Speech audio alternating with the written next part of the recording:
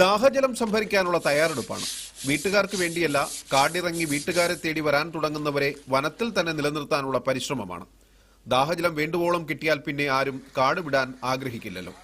വന്യമൃഗങ്ങളുടെ യാത്രാരീതി മനസ്സിലാക്കി കൃത്യമായി തമിഴ്നാട് വനം വകുപ്പ് വനത്തിനുള്ളിൽ കുടിവെള്ള ഉറവിടം തീർത്തതോടെ കാടിറങ്ങി വരുന്ന കൊമ്പന്മാരുടെയും പിടിയുടെയും എണ്ണം കുറഞ്ഞു. പക്ഷേ ജലസംഭരണിയുടെ അരികിലേക്ക് കൂട്ടമായി എത്തി വേണ്ടത്ര വെള്ളം അകത്താക്കി മടങ്ങുകയും ചെയ്യുന്നുണ്ട്. വെള്ളത്തിന്റെ അളവ് കുറയുന്നതിനനുസരിച്ച് ജലസംഭരണി വൃത്തിയാക്കി വെള്ളം നിറയ്ക്കുക മാത്രമാണ് വനപാലകരുടെ ദൗത്യം. മനുഷ്യ വന്യജീവി സംഘർഷങ്ങൾ പതിവായിരുന്ന മേട്ടുപ്പാളയം വലിയ നായ്ക്കർപാളയത്ത് നിലവിൽ സ്ഥിതി ശാന്തമാണ്. ആരും ആരുടെയും വരവ് തടയുന്നില്ല.